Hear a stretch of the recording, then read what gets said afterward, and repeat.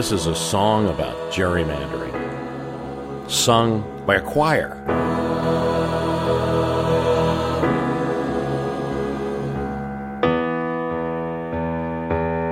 You got elected legal thievery, manipulating district boundaries. We never wanted your policies.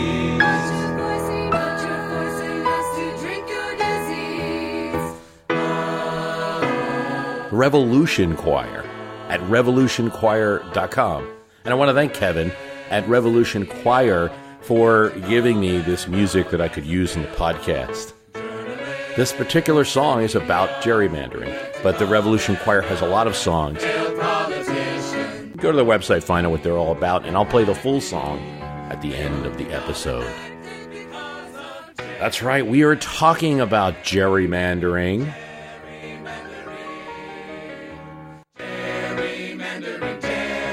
Because the issue is now at the Supreme Court in the case of Gill versus Whitford, involving state legislative districts in Wisconsin that were carved out for maximum party advantage. Seems right then to replay our Gerry and His Mander podcast that we did back in 2013. So you're going to learn about Elbridge Gerry. You know, he doesn't really deserve to be linked to this practice, but we'll talk about that. History hasn't changed, but the issue has gone further in the court system, so I want to address that. In Cooper v. Harris, the court invalidated districts and sent back to the North Carolina legislature that were based on race. North Carolina was justifying it as a result of the Voting Rights Act. We have to create minority districts to give representation to our citizens under the Voting Rights Act. The Supreme Court said, not the case. Also establishing a precedent that they could get involved in these type of cases. That one was odd because Clarence Thomas sided with the court's liberals. Now the court is looking at all partisan gerrymandering, not just race-based gerrymandering.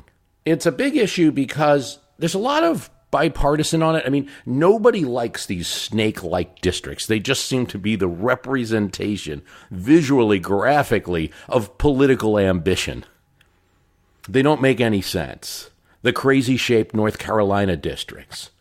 That Toledo to Cleveland snake on the lake in Ohio.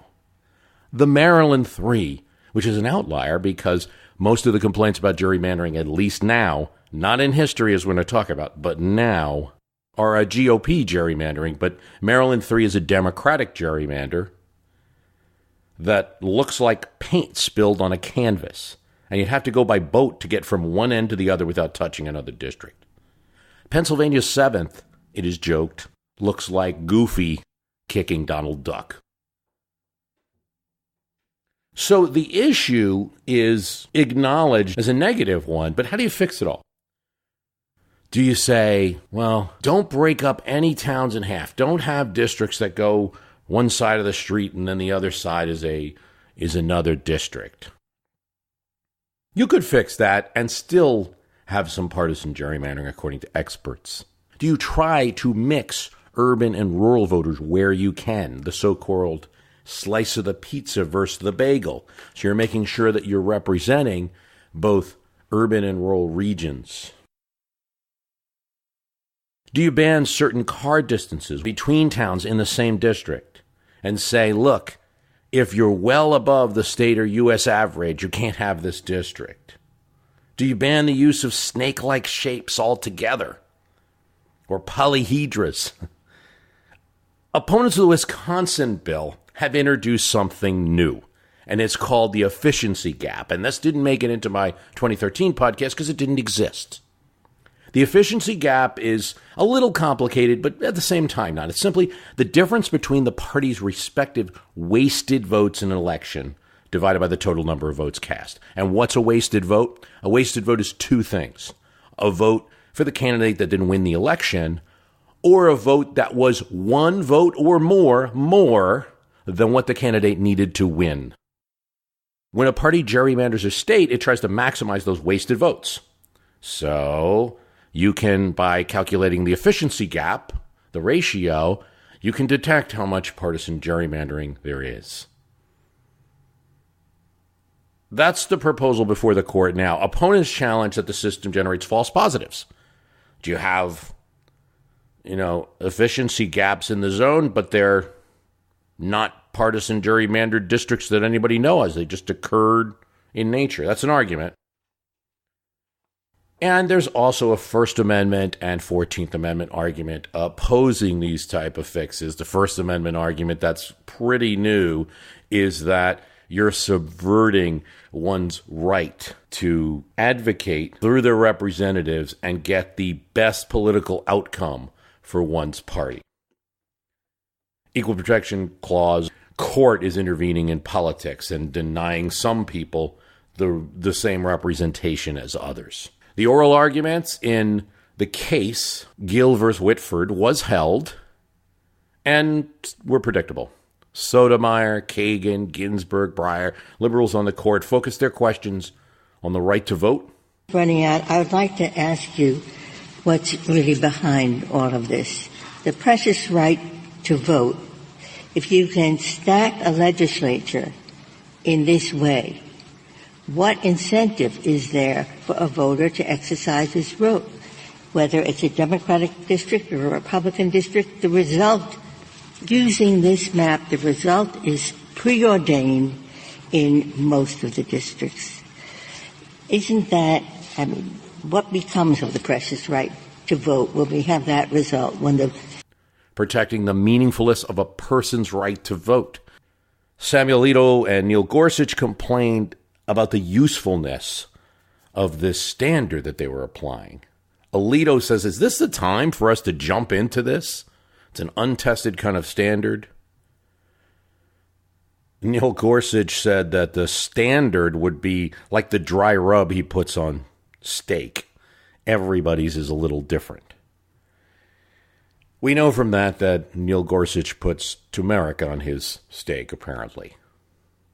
Chief Justice Roberts said average people would think the court was siding with one party or the other. I would think if the claim is allowed to proceed, there will naturally be a lot of these claims raised around the country. Politics is a very important driving force, and those claims will be raised. And every one of them will come here for a decision on the merits. These cases are not within our discretionary jurisdiction. They're the mandatory jurisdiction. We will have to decide in every case whether the Democrats win or the Republicans win. So it's going to be a problem here across the board. And if you're the intelligent man on the street and the court issues a decision and let's say, the Democrats win, and that person will say, well, why did the Democrats win? And the answer is going to be because EG was greater than 7%, where EG is the sigma of Party X wasted votes minus the sigma of Party Y wasted votes over the sigma of Party X votes plus Party Y votes. And the intelligent man on the street is going to say that's a bunch of baloney. There would be many cases coming to the court. It would reduce the prestige of the court. So we really know where a lot of people stand on this. It's down to Anthony Kennedy. And his questions circled all around. And, they made a big deal of the fact that he didn't ask any questions of one of the plaintiff's lawyers, Smith, so that maybe he's siding that way. I'd be really hesitant to make predictions like that. It's probably going to come down to a matter of how spooked Kennedy is by the volume of cases that might come to the court. And Roberts did his best to kind of drive that point home. And in any case, Kennedy's one of those people that even if he does write the decision, he might come up with his own medium standard. He's not a textualist. He's looking at impact of the law as a major factor. I like the efficiency gap as a testing tool for this. I do wonder if the Supreme Court of the United States is ready to institute it. But don't be surprised if Anthony Kennedy comes up with something on his own, or if the decision goes against the plaintiffs, but the Kennedy concurrence gives a few breadcrumbs that helps the gerrymandering problem. What we do know about the problem is that it's not new. And so I give you, from 2013, Gerry and His Mander. Some of the founders of the United States have lent their names to great inventions, doctrines, accomplishments, even the capital of the United States of America. For Elbridge Gerry, his name is today associated with a political trick, the act of drawing representative district lines in a way that ensures your opponents will get less seats and you more. Not only has he lost his political dignity in history, but But Gerry lost the hard G in his name, and gerrymandering is now an international term for a crime against democracy. Yet it is certainly fair to say that although he signed that bill in Massachusetts for redistricting, Gerry did not create this maneuver, and so much of it has occurred since Gerry's time that you really can't lay all the blame with him. Gerry deserves more than that. Harvard-educated merchant, he was a patriot and a signer of the Declaration of Independence, governor of Massachusetts, the 5th Vice President of the United States. Having met him in Continental Congress, John Adams, often a critic of people, was impressed. "I found a faithful friend, an ardent, persevering lover of his country," he said about Gerry. Soft-spoken, even stuttering at times, he nonetheless impressed some with his logical arguments. Charles Thompson, the Secretary of the Continental Congress, said, "He cannot boast of the thunder of his voice, but when he speaks, he's assured of a superiority over his opponents." Gerry participated along with Adams on some of the important committees, especially the appropriation of arms for the Revolution. But as the Revolution drew to a close, he went back to his home state of Massachusetts. And there, Gerry's battle was with another signer of the Declaration. He felt that John Hancock, governor of Massachusetts, was acquiring too much power in the new state due to his fame as a revolutionary, his influence, and his wealth. His practice of trading patronage jobs, particularly justices of the peace, was, according to Gerry, comparable to the actions of the royal governors they had fought against. Yet no one, it seemed, could stop Hancock, though Gerry organized and tried. He only succeeded in diminishing his own political career. Indeed, after the Revolution, Abigail Adams would write to him saying, "I was looking for your names on the list of state offices and could not find it. I was so surprised." Though he did represent Massachusetts in the new Confederation Congress in New York City. Gerry was a delegate to the Constitutional Convention. He participated in the debates fully, but in the end he did not sign the Constitution. It was, he said, very painful for him. The Constitution provided too little security for the liberty of the people, he said. He hinted there were not enough representatives in the House. The Congress had powers that were ambiguous, and the president was too powerful, and his powers were blended with that of the people. The Senate could treat with other nations with just 2/3 of a quorum, binding treaties, and there was no Bill of Rights. The irony is that Gerry, although he was arguing for more representation for the people, would become associated in history with representation's worst maneuver.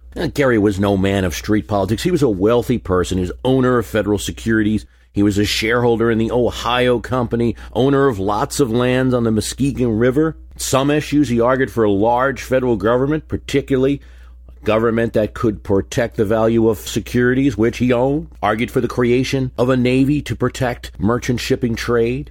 But yet, he was a Democrat, supporter of Jefferson, supporter of the rights of the people to have elections. He worried about the influence of groups like Washington's friends, the Society of Cincinnati. Would they create a cabal that would effectively run the country? He was a supporter of the party of Jefferson, but he was not a partisan. He was still good friends with John Adams, and when President John Adams needed a representative to go to France who would be open to peace, not the ultra-federalist that Hamilton had given to Adams' administration, who wanted war with France, somebody who would be open if there was a peace offering to be had, he sent Gerry. Thus, in 1800, running for governor of Massachusetts, Gerry called himself a federal Republican. Gerry was advertised as the inflexible patriot of 75, the friend of Adams, opposed to a standing army, appealing to all people, even in league with Hancock, forgetting his opposition to the late Hancock. He lost the 1800 election, but if at first you don't succeed, try again, he won in 1810. An engraving is a series of cuts made into a copper plate with a very sharp knife, usually aided by a good eye, perhaps helped by a good, strong lens. Engravers would develop pictures that would pop off the page and help newspapers sell more copies. Engravers were practiced professionals and careful about their secrets. One of them was Elkanah Tisdale, known for his ability to cross-etch and to make images in a three-dimensional way.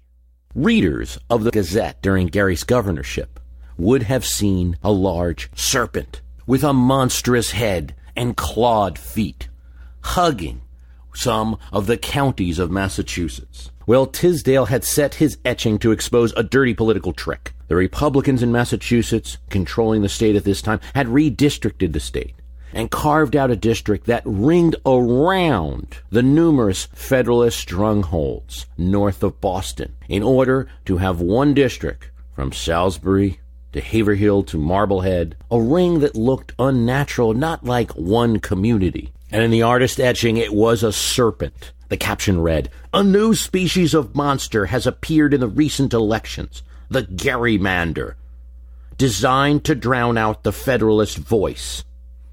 Indeed, all of the Federalist counties had been grouped into one district, and the gerrymander wrapped around it, linking together all of the towns of Republican thinking. In the Independent Chronicle, a Democratic newspaper, the Democrats said, "The Federalists have drawn a picture of themselves in the Gazette without intending it. They're exposed at one view, all their malignant, venomous, lizard-like qualities. In other words, I'm rubber, you're glue." The gerrymander was effective in this way, though. In those Senate elections, 1812, Democrats got 29 seats in the Massachusetts State Senate, and the Federalists got 11. This despite the fact that more people voted Federalist. They edged out the Democrats by about 500 votes in the statewide count. History beats up politics, but it's not often the case that the history is linguistically coded in the politics of today, in the word we use today to describe what has become a common phenomenon.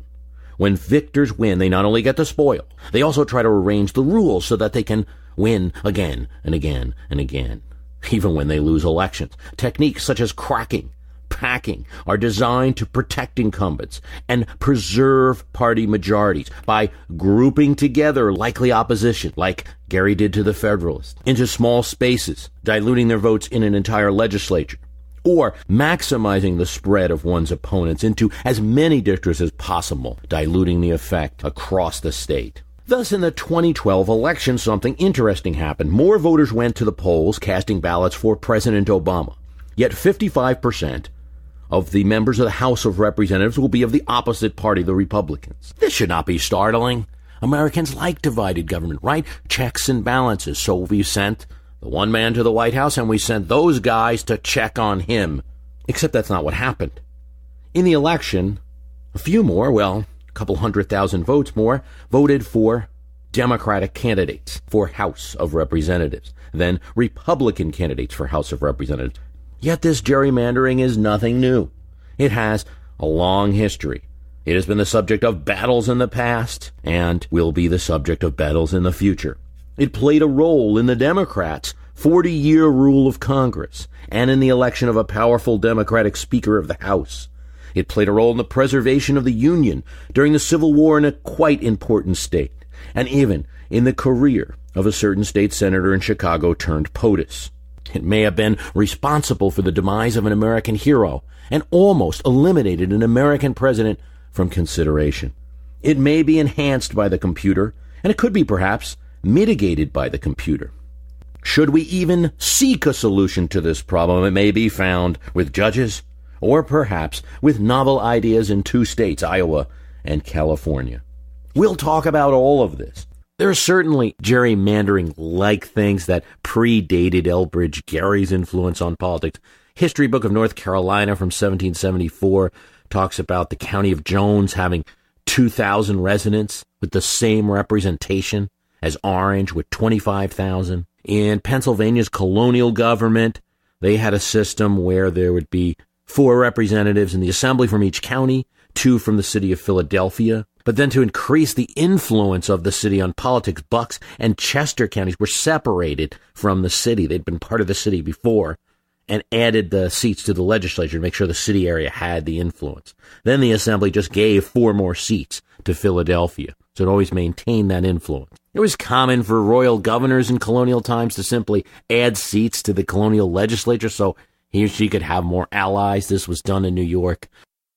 Was it better after the United States was created? Not really. After the 1776 state convention in Virginia, that state was divided into 24 senatorial districts. No county in Virginia was divided. Districts consisted of from 1 to 3 counties. Now, so you can arrange whether the district has 1 county, 2 counties, 3 counties, in order to arrange the representation in the best manner for your party. Tidewater districts, the eastern part of Virginia, the plantation area, the slave-owning districts, had about 19,000 men, and they had 12 senators, half the Senate.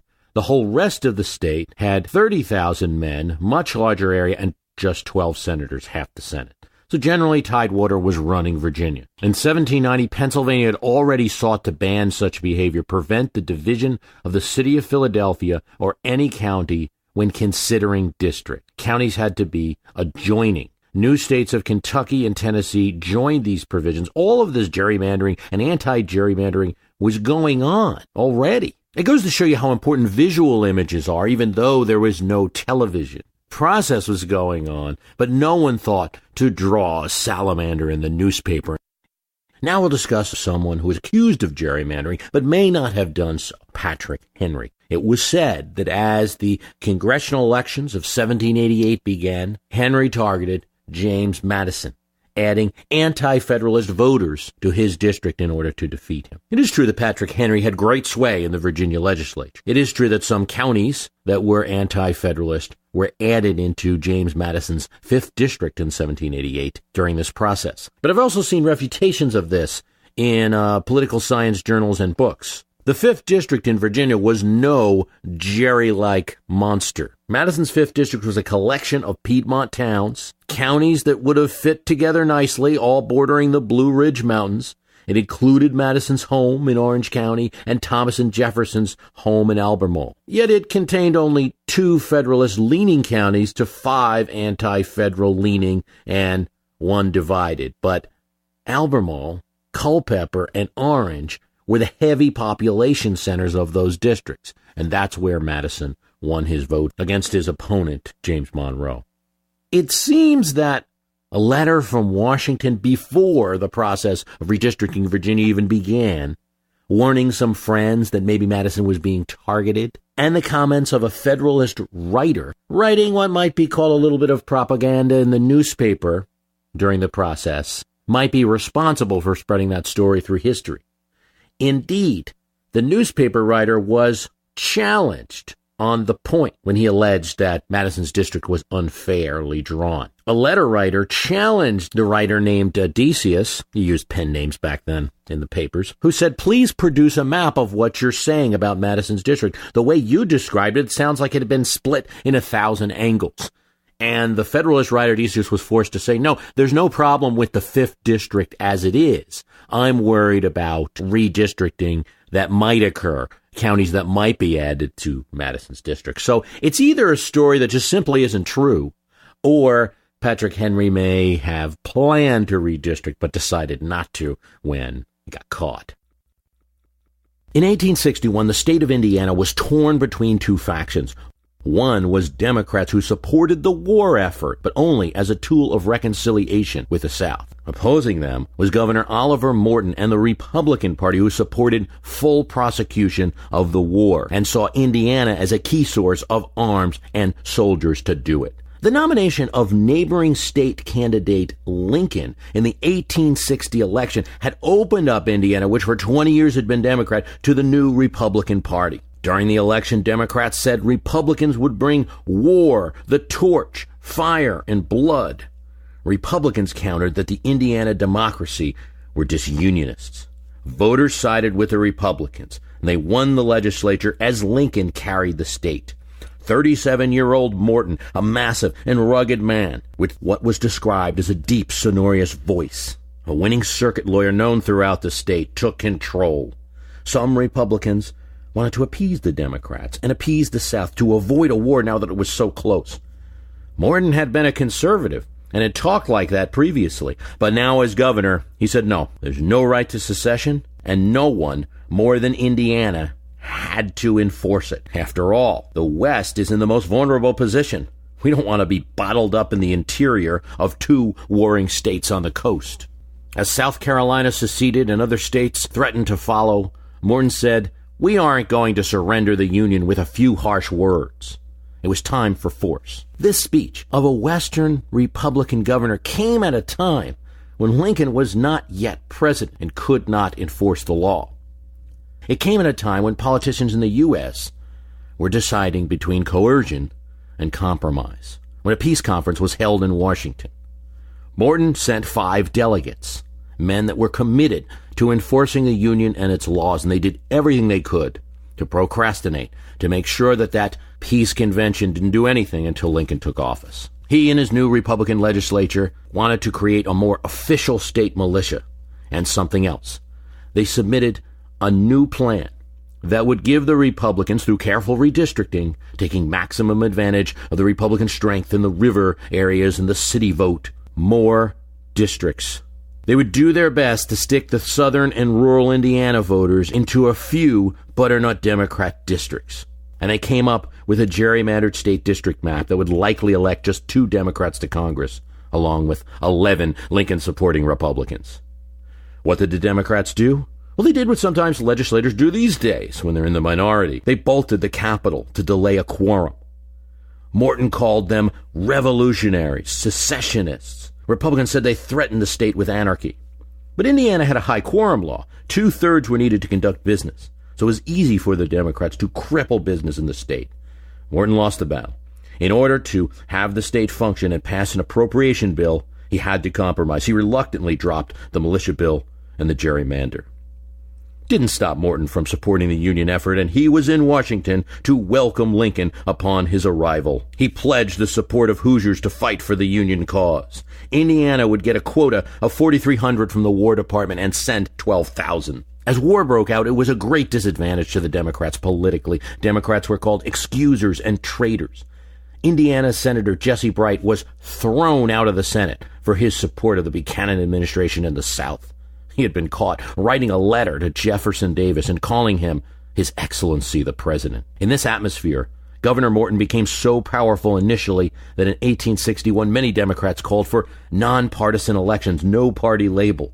61,000 Indiana volunteers would enlist and fight for the Union, and indeed, Indiana soldiers would be in the Union Army from Bull Run to Appomattox. He created a special President Lincoln Brigade. So many Hoosiers volunteered for the Union Army that Secretary of War Cameron actually asked the state to calm down. There might not be pay for all of these volunteers. Morton took other actions. Without the legislature, he secured guns in Philadelphia and built a state armory. He even ran out of patience with his own President Lincoln when the president refused to invade Kentucky and wanted to observe that state's neutrality. But war fever could only last so long in a state, and as 1861 turned to 1862, there was a backlash and Democrats rallied. Future Vice President Thomas Hendricks led a convention which supported only the maintenance of the war for the maintenance of the Constitution. It condemned Morton's illegal actions, the new state and federal taxes. Furthermore, in a sure bit of red meat for any Hoosier, he said, Indiana was now becoming the hewers of wood and drawers of water for the capitalists in New England. Westerners must preserve the Union, Hendricks said, but if that doesn't work, the Northeast must take care of herself. A hint at a Northwestern Confederacy opposing the Eastern lust for power.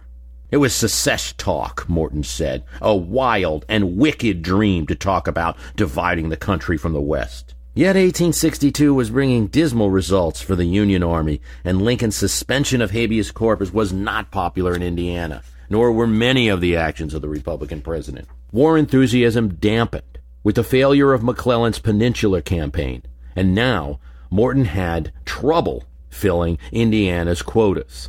Even some Indiana Republicans were promising not to support any anti-slavery measures. Lincoln's first Emancipation Proclamation, issued before the midterms of 62, was not popular in Indiana, and a Confederate invasion of Kentucky scared the residents of the state. In October 1862, Democrats won the state elections by 9,000 votes. So badly was he beaten that the Democratic papers called it a repudiation and asked Morton to resign. Morton, in turn, put the state government on high alert to expect revolution at any time. Morton fumed that treason had won in the elections, and he looked for scapegoats. The Army of Ohio had failed to protect the West. the Army needed now to open up the Mississippi, to restore Indiana's economy, its trading, which was based on the river. He wrote to the president, encouraging a force which would eventually lead to the siege of Vicksburg. Democrats got busy when they took over the legislature. They wanted to do the same thing that was done to them. Gerrymander the districts, this time to favor Democrats. On February 25, 1863, it was minority Republicans who bolted the legislature. They met as a group on the Kentucky border, waiting for word of the governor of what to do, ready to bolt the state. Democrats, forgetting that they had done the same before, called the action partisan, shabby, dereliction of duty. Governor Morton, forgetting that he had branded Democrats not too long ago as revolutionaries for bolting the state, said his party was only taking actions to restore the state from ruin. The result of all these Civil War back-and-forth gerrymandering attempts was a draw, and just as Republicans had done before, Democrats were forced to compromise to pass an appropriation bill. The Congress during the Civil War had seen an increased number of congressmen opposed to the conduct of the war, particularly from Maryland, Ohio, Kentucky. Sending more from Indiana might have crippled the war effort. Now, it may not have saved the Union, but the actions of Morton and the Republicans in preventing a gerrymander did save Lincoln some headaches. Indeed, gerrymandering is serious business with serious political consequences. It is claimed at least 2 famous victims in one case may have cost a man his life, in a way. On the House floor, Whigs generally associated with northern cities were quite pleased to see a man from the western frontier agreeing with them and against Andrew Jackson, the western president of Tennessee, on the forceful removal of Indians from their lands. This was Davy Crockett, not the Disney movie character, not the folktale hero, but the politician, a congressman from western Tennessee, who, because of disputes over federal spending on roads and canals for his beloved hometown area, Gibson County, and because of his opposition to removing Indians from their land, differed with the White House and spoke loudly about it. Though Crockett always maintained his independence, he was not a Whig. Look at my arms and you will find no party handcuffs on them. Look at my neck and you will find no collar, he said. He had become the darling of Whigs in New York and New England, who were elated that they had a man to speak for them. Democrats didn't care about his professed independence. Punishment was swift. As far as the Jacksonians were concerned, coonskin cap be damned. Crockett was a Whig. They controlled the Tennessee state legislature and thus were in charge of redistricting the state's congressional seats. For the 1833 election, Davy Crockett was gerrymandered. Crockett represented the area around what is now the city of Memphis and thereabouts, his home county of Gibson, and he was popular there. They took away Shelby County, where his supporters were, and gave him Madison County, which was full of supporters of Jackson. The new district, Crockett complained, was not a single community. The most unreasonably laid off of any in the state, perhaps in the nation, or perhaps in the teetotal of creation. He won the first election by a few hundred votes, but could not survive in the new district in the 1835 elections, where he was defeated, and the next year took his rifle and went to the Alamo. Had he a seat in Congress, he might have been in Washington at the time instead. Who killed Crockett? Santa Anna or gerrymandering? Another famous gerrymandering was the 1890 Ohio redistricting that defeated William McKinley. The state legislature was controlled by Democrats, and McKinley was a hated national figure in that party. McKinley was a Republican, and he had, as the chairman of the Ways and Means Committee, promoted a protectionist tariff. Became a major issue in the national campaign. Democrats redrew McKinley's district so that he retained only one Republican county, his home county, from his old district, and the rest Democrat. He lost the election. The people of Ohio, however, resented McKinley's ouster in this way and promptly elected him as governor. His victory in the governor's race led to McKinley's nomination and election as president in 1896. Sometimes there's a backlash. Still, knowing that there's a history to this practice cannot be of any comfort to a voter who realizes that his or her community has been packed, that is, put into a district of like minds for maximum diluting in a legislature, Gerry's alleged crime, or cracked, split up to dilute the effect of voters in any one district, as during the 1960s, the voters of Birmingham, Alabama had been.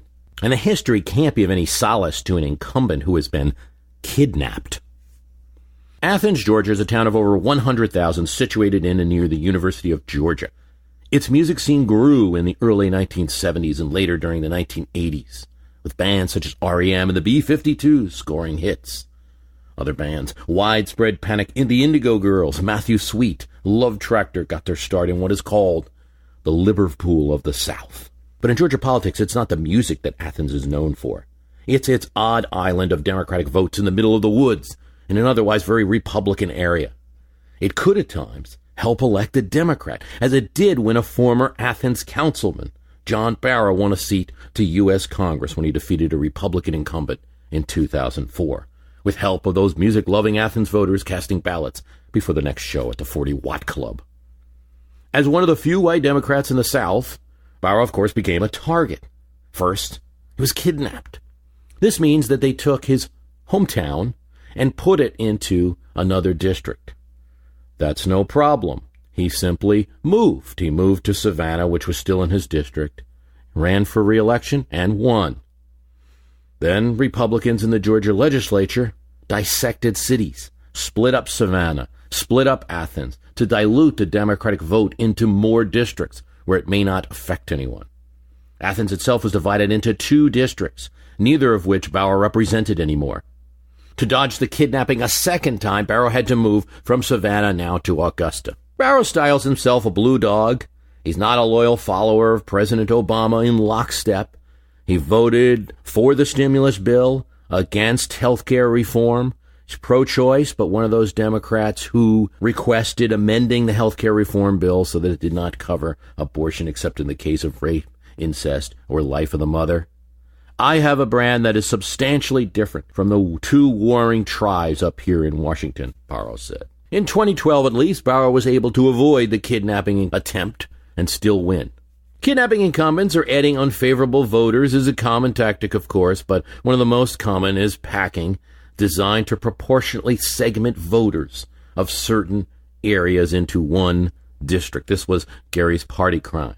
Even President Obama in his Illinois State Senate district benefited from gerrymandering. Not so much to win the election. He had already won his seat, was reelected, but he was able to pick up new voters and those from the so-called Gold Coast of Chicago, voters that could help him in a future senatorial campaign with money and also helped in his run for president. One of the most obnoxious examples for years had been California's 23rd congressional district. One thin little snake of a district that goes all the way up a narrow strip of coast through central California. It was eliminated recently in the 2010 redistricting.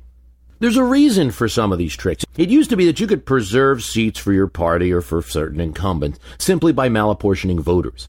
At one point in the California legislature, a tiny district in rural California had 1 state senator, though it had a population of 14,000. And the city of Los Angeles had a state senator as well, meaning that the LA State Senate districts had 422 times the population of that small rural district. Yet they both just got 1 state senator.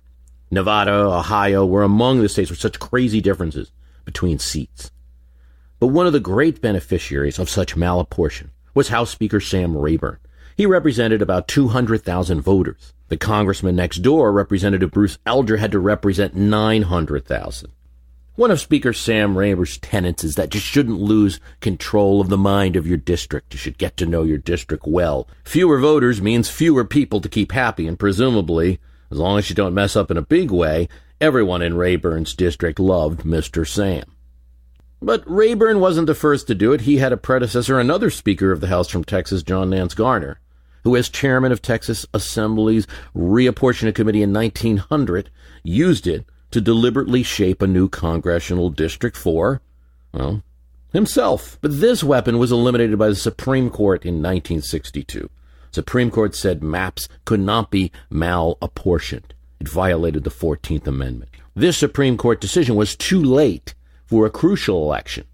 In 1942, Sam Rayburn managed to attain a 13-seat majority for the Democrats in the midterms of that year, even though his party won just 46% of the vote, and Republicans won 51% of voters casting ballots for House races. That's far more skewed than the 2012 result. This occurred in the middle of Franklin Delano Roosevelt's 3rd term. There was concern about the conduct of World War II, the Pacific Campaign, how it was going. There was concern about American involvement in the war, especially among Italian and German ethnic communities. Voters were becoming tired with Roosevelt. This was into his third term. Roosevelt's Democratic Party lost 45 seats and retained that slender majority. It would have been interesting politics to have a Republican House in the middle of World War II. That's what voters wanted. 14 million for the losing GOP to 12.9 million for Roosevelt's winning party. Nor is it the only election. In 1996, Gingrich Republicans lost the popular vote, but held on to the House. One of the arguments used by Rayburn's Democrats and used by Republicans today and in 1996 is that, well, many of these seats were uncontested, so of course there were no popular votes.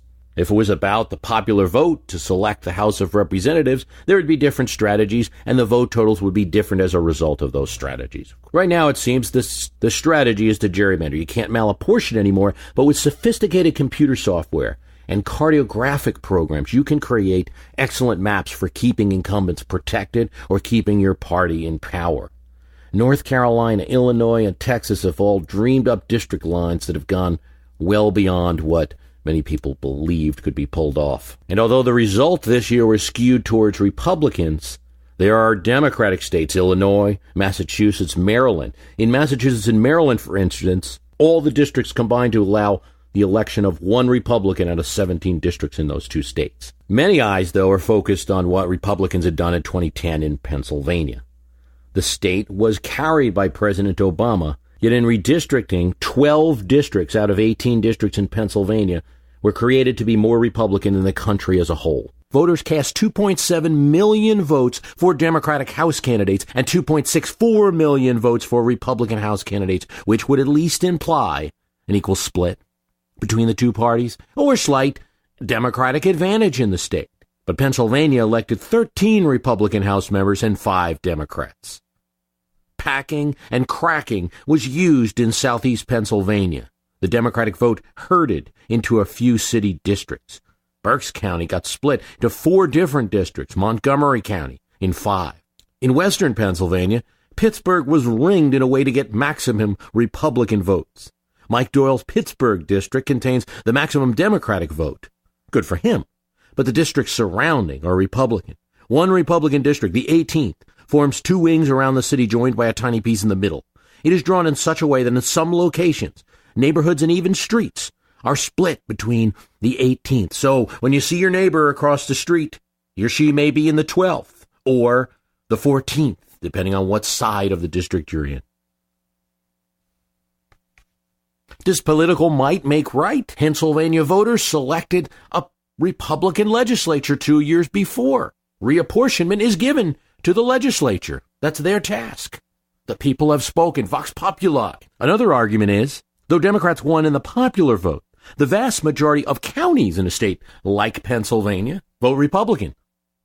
And the other side, of course, is that House districts must represent people and not counties. When it comes to redistricting, there isn't much that the party that's in minority in a state legislature can do, as Texas Democrats must have felt that they were huddled in a Holiday Inn in Ardmore, Oklahoma, not unlike those Indiana Republicans of the Civil War era. In May 2003, when the 50 Texas state Democrats decamped from the state capitol in Austin and boarded several chartered buses. Then there was a larger hiatus to Albuquerque, New Mexico for 6 weeks. Didn't work. The state went from a 17 to 15 Democratic edge to a 21 to 11 Republican advantage in their House delegation. Well, Democrats in Texas that year must have felt like Republicans in 1980s California, reeling from the loss of 34 House seats and control of the White House and Senate. The late Representative Phil Burton, who was in the district now held by Minority Leader Nancy Pelosi, drew a gerrymander that turned a 1-seat Democratic deficit in California into a 9-seat majority, providing a crucial boost to Tip O'Neill and his remaining control of Congress heading into the 1982 midterms. The Speaker in California is the closest thing you will ever know in the world to the Ayatollah. That was set by California Assembly Speaker Willie Brown at the time. In order to make the gerrymander plan work, Willie Brown had to power it through the Assembly, getting the measure approved at 1:20 a.m. on the final day of the spring legislative session, and then Governor Jerry Brown signed it into law shortly before he left office in January 1983. Burton's cartographers turned a 43-seat congressional delegation that had split evenly, 22-21, one seat in favor of the Democrats, into a 45-seat block that redivided 27-18 in his party's favor. This, even though Republicans received more than 50% of the vote in the 1984 congressional elections in California and Ronald Reagan won the state. As we've discussed, there's many examples that have outraged both sides at different times. But what can be done? I think to block all partisan redistricting, there may be little that can be done. But to block the most partisan gerrymandering, odd-looking districts, and complete reversal of popular will in a state, there have been a few attempts. The courts at first refused to rule on gerrymandering in 1946, with Justice Felix Frankfurter saying that the court should not enter the political thicket. That decision held for some time, but when Charles W. Baker and other Tennessee citizens alleged the 1901 law designed to apportion the state's seats for the General Assembly was virtually ignored, when Baker's suit detailed how Tennessee's reapportionment efforts ignored changes in the state, ignored population centers, Justice Brennan concluded that in that case, actually, the 14th Amendment, equal protection, had been violated and merited judicial evaluation. That case was Baker v. Carr. Reynolds v. Sims, where voters from Birmingham had alleged that apportionment of the Alabama legislature discriminated against them. The Alabama Constitution provided that there be at least one representative per county and as many senatorial districts. Ratio variances could be as great as 14-1 from one senatorial district to another. In a decision of Reynolds v. Sims, the principle of one person, one vote was established. In his majority decision, Chief Justice Earl Warren said, legislators represent people, not trees or acres. Legislators are elected by voters, not farms or cities or economic interests. Sounds indisputable.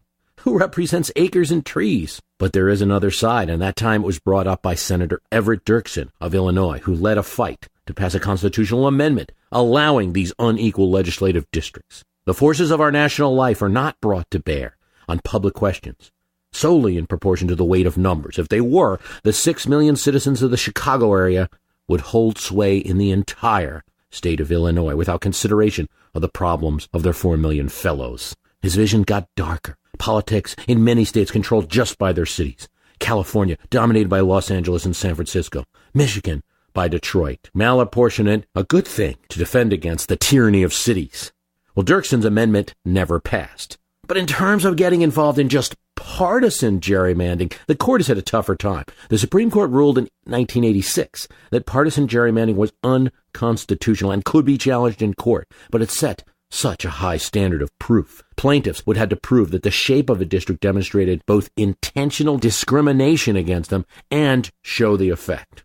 In a later 2004 partisan gerrymandering case, the court deadlocked. 4 justices said, no, you could not interfere in the legislature's right to redistrict. Scalia used the example of the Senate. The Senate is not equal. Does the Senate violate the 14th Amendment? 4 justices argued, yes, you could. And Justice Anthony Kennedy argued that while no standard for judging had emerged yet, it may be possible to find one. Oh, quixotic Kennedy. The ordered working of our republic, he writes, and the democratic process depends on a sense of decorum and restraint. Here, one has the sense that legislative restraint was abandoned. That should not be thought to serve the interests of our political order, nor should it be thought to serve our interest in demonstrating to the world how democracy works. Still, the court's own responsibilities require that we refrain from intervention in this instance. The failings of the many proposed standards for measuring the burden a gerrymander imposes on representational rights make our intervention improper. If workable standards do emerge to measure these burdens, however, courts should be prepared to order relief. But some states have gotten involved with some unique systems. Iowa's process, it calls the fairest and best in the country. Iowa's redistricting principles specifically forbid the use of political affiliation, previous election results, the addresses of incumbents, or any demographic information other than population itself. Redistricting in Iowa is nonpartisan. Plans are proposed by the Legislative Services Bureau and are usually accepted by the legislature. Here's a key to Iowa's plan. No cities or towns can be divided. California, as the result of a proposition which was opposed strenuously by Democrats who were controlling the state at the time, uses an independent citizens commission. By lottery, 5 Democrats, 5 Republicans, and 4 independents are appointed.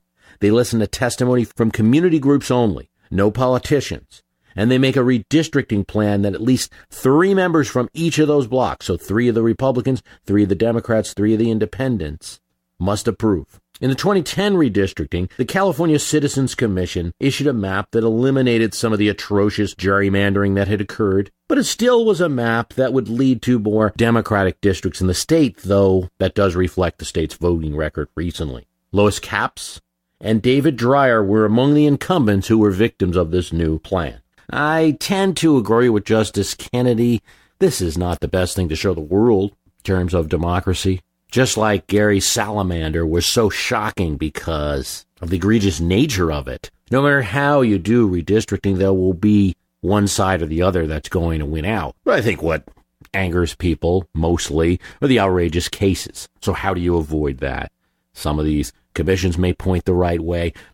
There's another factor that doesn't get discussed much these days in this process, and it's somewhat of a historical point, and that is that all this redistricting control that state legislatures have over their congressional brethren is also a manifestation of one of the last few ways that a state still influences the federal government. And that is one of the checks and balances that goes all the way back to the founding of the nation. One reason for the hesitance of the judges in interfering with the process. It's also, in my view, a call for voters to start being more concerned with your state legislative elections. If you just go out to vote every 4 years and then wonder why your president is not getting the Congress that you want, you may have to be more aware of who your state legislator is, vote accordingly.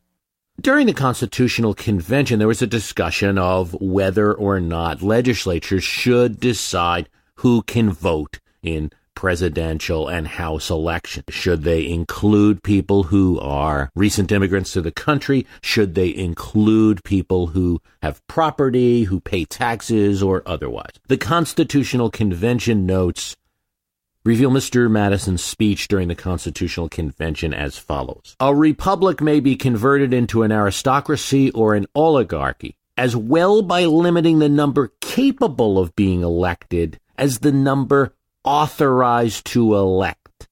In all cases where the representatives of the people will have a personal interest distinct from that of their constituents, there's the same reason for being jealous of them as there was for relying on them with full confidence when they had a common interest with their constituents. I guess a way of simplifying this speech is when your representative's voting for the taxes that you will pay and she will pay, there's a common interest. When your representative votes for a road that she will drive on and you will drive on, there's a common interest. When members of the state legislature are crafting districts that will help their party stay in power, there's not the same common interest with you, and we should be jealous of them and approach it that way in law. There would seem to be some wisdom in that. I want to thank you for listening. Remember the premium podcast for My History Can Beat Up Your Politics. We've got lots of content items there for those who are members. Bonus episodes. We go deeper into some of the topics that we've talked about. That's at www.myhistorycanbeatupyourpolitics.com. There's a link for that. Thanks for listening.